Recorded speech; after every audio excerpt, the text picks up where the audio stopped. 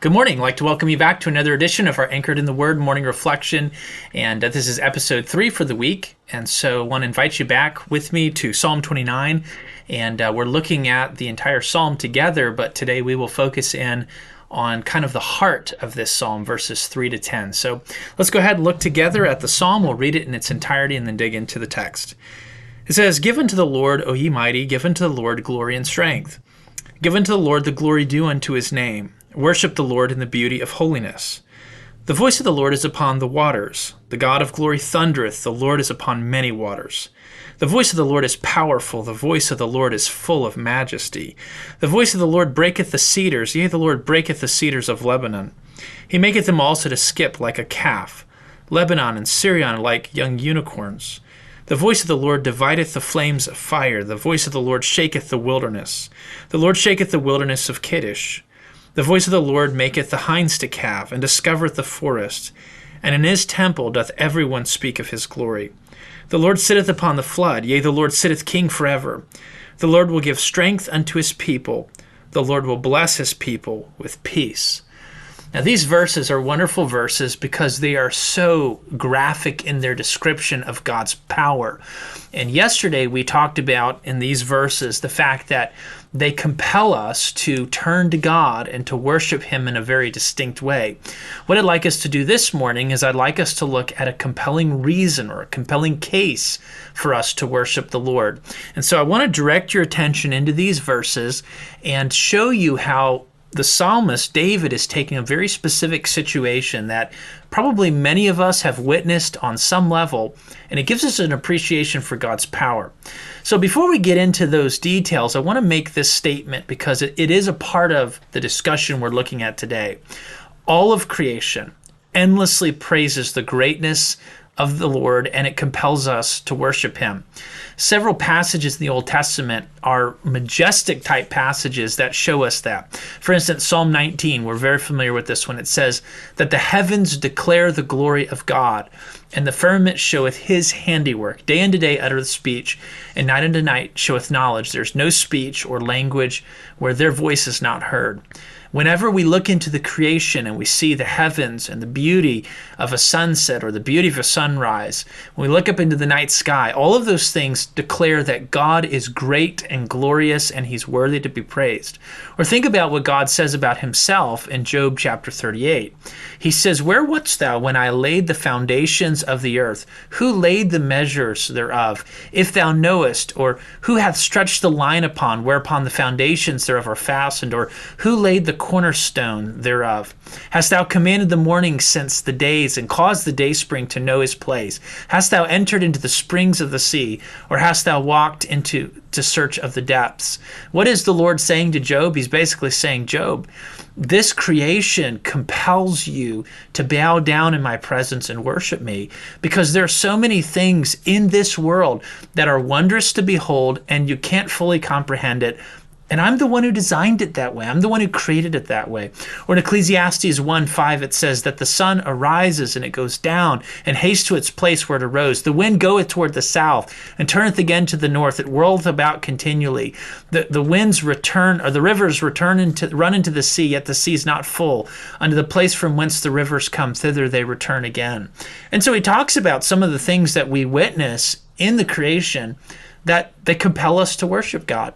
I put it this way: all of the simple beauties of this world display the Creator's goodness, wisdom, and power. And I think it's important for us sometimes to just stop and pause and reflect and to really glory in God through what we see he has made.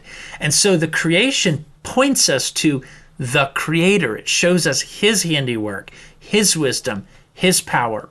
But Psalm 29 kind of takes a very specific kind of situation that you've probably witnessed before, and it demonstrates God's power. I can remember a couple of times that I was able to witness a very distinct and powerful thunderstorm. I can think about examples when I was living in Florida growing up, and how we would see torrential rains and intense lightning and loud booms of thunder sometimes in the summer. Or I think about when we lived in Ghana and we would stand out on our porch at the very beginning of the rainy season, kind of at the end of May going into June, and we would see torrential, heavy rains and intense lightning and thunder. And we would just sit there and just watch this with amazement. I remember when we were in California on deputation, there was a time we were traveling through the mountains there in California, and we saw a terrible thunderstorm. And that's really the picture of what David is talking about. I want you to notice how David describes this violent torrential thunderstorm, and then what he says, how he applies what he witnesses. For instance, he begins with giving us this picture of a storm that's building over the Mediterranean Sea in the northern regions of Israel. And this is what it says in verse 3. It says that the voice of the Lord is upon the waters, the glory of God thundereth, the Lord is upon many waters, the voice of the Lord is powerful, and the voice of the Lord is full of majesty. And then as David is witnessing this thunderstorm that's building over the Mediterranean Sea, it sweeps down from the northern regions and it rips through those mountains where those tall cedars of Lebanon are growing there on the mountainsides. And this is the way that he describes it in verses 5 through 6. He says, the voice of the Lord breaketh the cedars, yea, the Lord breaketh the cedars of Lebanon. And when we talk about those cedars of Lebanon, we're talking about massive trees that they would have used when they were building the temple and when they were making construction like Solomon's house and places like that. And so these are huge trees. And he's saying, as this thunderstorm sweeps through, these trees are swaying in the breeze and the lightning crashes. And these cedars are just splintering apart because of the power of this thunderstorm. He then continues to focus in on the fury of the wind and the pounding of the rains and the brilliant flashes of lightning that accompany the storm. In verse 7, he says, the voice of the Lord divideth the flames of fire. And then he moves on to the loud crashes that you hear when a thunderstorm is going on, and you hear that thunder rumbling as a result of the violence of that storm. He says in verse number 8, the voice of the Lord shaketh the wilderness of Kadesh.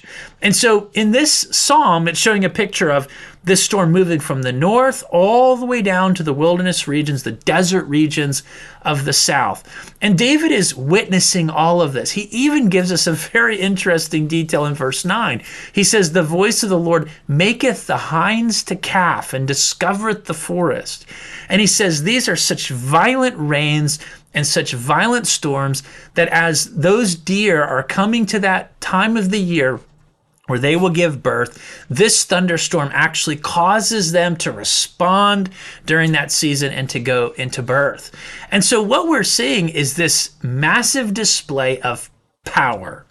You might even say a terrifying display of power, a fearful display of power. I refer back to what we talked about yesterday, where it says that we're to worship the Lord and to give him the glory that is due unto his name. And we're to worship him in the beauty of holiness. When we take those kinds of statements and we lay them beside this picture of a violent torrential rain and thunderstorm, what we're seeing is David is saying, this God, our Creator, is worthy of all praise and all honor and all glory. But what I think is fascinating about these verses is that what David does is he doesn't just focus in on the terror of the storm. He focuses in on the fact that the storm is under the control of God. Notice what he says in verse 9. He says, in his temple doth everyone speak of his glory. What David is basically saying is, in the midst of all of this terror, there are people whose perspective is not so much focused on the storm as the fact that the storm has a creator. And the storm has someone who uses it to demonstrate his glory. And so he says, in the temple, people recognize the glory of God and they speak of his glory. And that means when they look at the creation, they're not going, oh, that's really cool, let's worship the creation. Or, wow, that's really neat. I wonder if it's just the result of blind and random chance. That's not what the psalmist is saying. He's saying in the temple where people fear God and worship God and think of God, when they witness these things, they think of them in terms of their creator. And that's the way that we're supposed to look at the creation. But there's a second little detail. He not only emphasizes that in his temple they speak of his glory, but he emphasizes that he is the king who sits upon the flood. Listen to what it says in verse 10. The Lord sitteth upon the flood. Yea, the Lord sitteth king forever. So what does David ultimately take away from this scene that he's describing for us in very poetic language? What he's taking away from it is that the most terrifying things that we witness in the world that show us our limits and show us how weak and how small we are and how great God is, they demonstrate that God is sovereign, that he rules, that he reigns, that he's in charge, that he's king. That's where David goes with that. All of these awesome displays of God's power and authority compel us to worship him. So I asked this question this morning. Are you one who is compelled to worship him? And that word worship has the idea of bowing down, giving reverence, having a sense of awe, having a sense of respect for the Lord. Are you a person who lives your life conscientiously in light of the glories of the God that made you and sustains you, or not? How do we practically apply this morning? Let me give you a couple of thoughts that I think are that flow naturally from this display of God's power. And the first is a question. How much of our lives are really centered on him? In other words, when I do my work, when I respond to people and circumstances, when it comes to my view of my perspective of the things that I'm experiencing in life, maybe it's a health issue, a financial issue, a relational issue, an interpersonal issue within our homes, whatever the situation, do we have him being the center of our lives or not? Do we interpret those situations in light of him being the sovereign king over all, or do we not? The second question, are we trusting him with our cares and our burdens? The truth is every one of us carries some burden in our life. And we go through some seasons where it's the cumulative nature of the burdens that we've carried that finally come to a head. Or sometimes it's not the cumulative effect, but it's something very intense and very severe just for the moment. Maybe it's not something we are personally experiencing. Maybe it's something that we see another person experiencing. And those cares and those burdens, they weigh very heavily on our hearts. And I ask this question. Are we willing to trust him with those things? The same God who created the world, the heavens declare his glory, and the might and the power of this thunderstorm that David describes in poetic language, are we willing to trust that God, the king over the flood, with our cares and our burdens, and the cares and the burdens of others? And the third question I ask is this. Are we willing to daily prioritize our time so that we personally reflect on him and worship him as we should? It is so easy to get our days going and to completely neglect a time of study in the Word, a time of prayer, a time of reflection. It's really easy for us to jump to the next thing without considering the importance of worshiping the Lord. And by the way, it's our times of personal and private worship that shape our hearts so that we will live out a worship-filled life when it comes to our daily work and our daily labors. As we think about this passage of Scripture, I hope that we are struck with the power of God and the greatness of God and the majesty of God, and I hope we're also compelled to worship him. Now, this is an amazing passage that we're looking at, but I have to tell you that what we're going to talk about tomorrow is what I think is an even more compelling case to look at how we should approach our Creator. It's not just about worship, but it's about an affectionate worship. It's about a heart that is filled with love for him. And so, Lord willing, tomorrow we're going to talk about the next little portion of this psalm, and then we're going to try to apply it.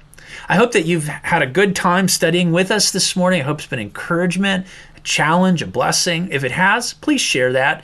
Maybe share some feedback or share a word of encouragement. Pass it along to someone else. Let them know about what we're doing. We put these out generally by 8 o'clock. And Lord willing, tomorrow we will continue in our series. And I hope that you have a great rest of your day. Bye now.